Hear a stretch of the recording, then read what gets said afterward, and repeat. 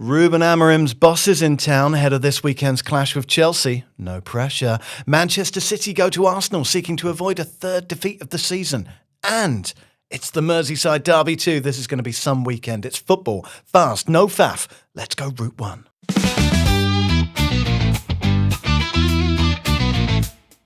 Welcome to the show and welcome to what I think might be the greatest slab of Premier League fixtures in years. We'll have a full preview in a moment, plus a catch-up on what happened last night. But first, you better watch out. You better not cry. You better not lose to Chelsea. I'm telling you why. Manchester United co-owner Jim Ratcliffe is coming to town. Actually, he's already in town. He met with Ruben Amorim yesterday for talks which were reported to be pre-planned and from which Amorim, unlike so many United employees since Ratcliffe took control, emerged with his job intact. But woe betide our beleaguered Portuguese friend if United should lose in Saturday's tea-time kickoff at Old Trafford. That would be a third defeat of the season, and it could drop them into the relegation zone.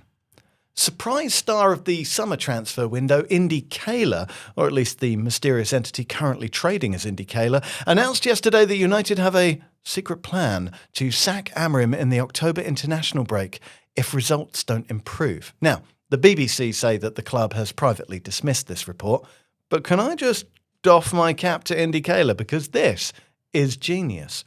United play Brentford and Sunderland before the break, and a failure to win those games as well would be, I think we can all agree, a sackable offence. The last man to have United in the relegation zone in October was Ron Atkinson, and we know what happened there. So basically, either Indy Kaila is telling the truth and they really does have contacts at the highest level, or Indy Kaila is just taking a punt, knowing that the scenario they have outlined will almost certainly result in the outcome they have predicted. And if United do win their next 3 games, well, no harm done. That is how to play the content creation game in the 2020s, people. Watch and learn. Back to Amorim, though, and let's be honest, he is failing. He's had nearly a year. He spent £244 million. He's clashed with key players, one of whom just scored twice for Barcelona. And he just had his pants pulled down in the derby game. If Ratcliffe did sack him this weekend, I don't think he could have too many complaints about it. But there is a certain nobility in his refusal to deviate from a tactical plan that hasn't yet paid dividends. And I say yet because, as we discussed on this show on Monday, they are making chances. They've had more shots this season than any other Premier League club. Granted, they are only 13th when it comes to actually putting them on target.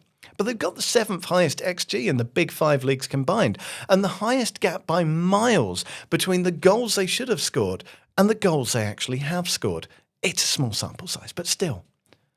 And what would happen if Amorim suddenly went 4-4-2 this weekend? Would anyone congratulate him? Would anyone say, now that's the sort of intellectual adaptability we want from our manager? Of course they wouldn't. He'd get hammered for flip-flopping. People would howl that he'd spent a year recruiting players to fit a specific formation, only to drop it when the going got tough. Come on, you know this to be true. Amorim has lashed himself to the mast now. He's getting it done, 3-4-2-1, or he's getting done. And you got to respect that.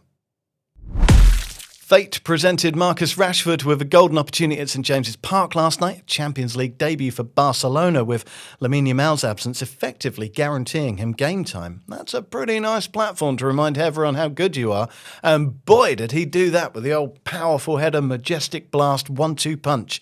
One of Rashford's competitors for the left-sided role in England's attack, Anthony Gordon, also scored his first goal for 225 days, so another positive night for the watching Thomas Tuchel. But it finished Newcastle 1, Barcelona 2.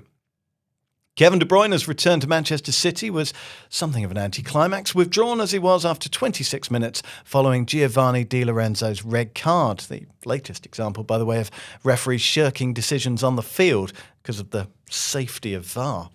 Erling Haaland instinctively headed home his 8th goal in 3 games, and Jeremy Doku continued his own good form with a smart dribble and sharp finish to give City a 2-0 win. Within 19 minutes against Monaco, Club Brugge's Simon Mignolet had conceded a penalty, saved it, got booked for turning the celebration into a rollicking for the ref, and then had to go off injured. But it was a crucial save at 0-0. Bruges then enjoyed a 3-goal first-half surge, culminating in a lovely Hans Van Aken outside-of-the-boot volley to blow Monaco away. It ended 4-1. That takes their tally to 17 goals in 5 Champions League matches this season. Club Brugge are fun. Kasper Holmond can be encouraged that his Leverkusen side is shaping up more like Xabi Alonso than Erik ten Hag, insomuch as they score very late goals and they haven't yet been beaten. They drew 2-2 with Copenhagen with another beauty from the current world's greatest free-kick taker, Alex Grimaldo. Galatasaray scored 4 goals away at Eintracht Frankfurt last night. Sounds great until I tell you that 3 of them were own goals. Well, officially 2 of them were own goals, but Davinson Sanchez knows exactly what he's done. It ended 5-1 to Frankfurt in the end. A very impressive return to the Champions League for Dino, son of Klaus Topmoller, and his men. And last but certainly not least, it was Sporting 4, Kairat Almaty 1. Check out the highlights on the BBC's website if you're in the UK. All 5 goals were superb, particularly those that came from the left foot of Francisco Trincao. Honourable mention to Kairat's 18-year-old keeper, Shirkhan Kalmertza, saved a penalty 21 minutes into his first senior appearance. And so to the big one, Arsenal versus Manchester City, Sunday 4:30. If City lose, it's their 3rd defeat of the season, and it's time to panic. If Arsenal lose, well, it's Arsenal fans, so it's time to panic. Now, Arsenal caught some flack for losing to Liverpool, but the difference between a good result and a bad result there was just one brilliant free kick. Otherwise, the Gunners have won all of their games this season without conceding. And they are 5 games unbeaten against City, and they thumped them 5-1 in this fixture last year. But there's never a bad time for another statement victory, is there, Adrian Clarke? Can they do it again? Arsenal can definitely win this game. They've beaten City the last 2 times that they've hosted them. And in the here and now, Mikel Arteta has a better team than Pep Guardiola. That confidence comes from defensive stability. Arsenal aren't giving much away at all. They're the only team in the Premier League that hasn't given up a big chance this season across all of their games, and they've not had easy fixtures. 0 big chances against. To put that into context, Chelsea and Newcastle are the next in line with 4 apiece. City have given up 8 big chances. So look, even if William Saliba isn't fit to return, there's a confidence that Timber, Mosquera, Gabriel and Calafiori can handle Haaland and co.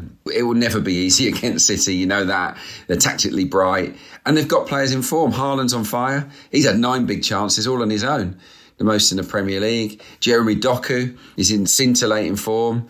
Phil Foden looks back to his best in the number 10 role. So there's going to have to be, big performances all over the pitch from Arsenal's players to win the game. And Mikel Arteta can play his part as well, can't he?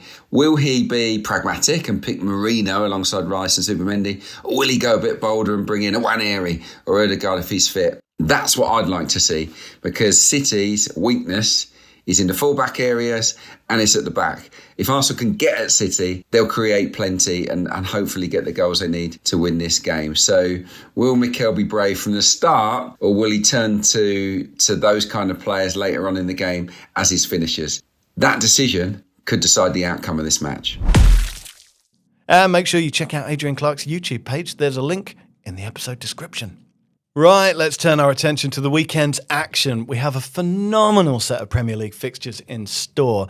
Ahead of the early kick-off Merseyside derby, Liverpool somehow remain both fallible and yet unstoppable. Will the respective efforts of Jack Grealish and Jordan Pickford finally scupper them? I don't know, but I want to find out. I'm very excited by this one. But I'm very excited by all of them. Even the Saturday threes have plenty of jeopardy. Winless Wolves welcome lacklustre Leeds for a September 6-pointer. Brighton host Spurs. They shared 10 goals in 2 games last year. Burnley aim to capitalise on Nottingham Forest struggles, or at least they aim to avoid conceding last-minute penalties for once. And West Ham go in search of the win Graham Potter so desperately needs against 16-game unbeaten Crystal Palace. The 5:30 kickoff will see Alejandro Garnacho score for Chelsea against Manchester United, because that is just how football works. And you can close out Saturday night with another derby as Fulham take on Brentford, if you've come to terms with that ridiculous 8 p.m. slot, of course.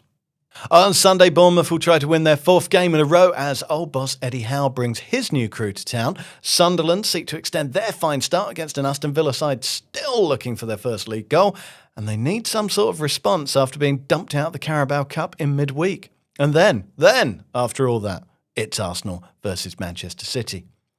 There are 2 top 6 clashes in the Championship, starting with first place Middlesbrough taking on 5th place West Brom tonight. Borough win will open up a 4-point lead, rendering top spot unreachable to all others until at least next week. And 4th place Leicester face 6th place Coventry in what I assure you is genuinely called the M69 Derby.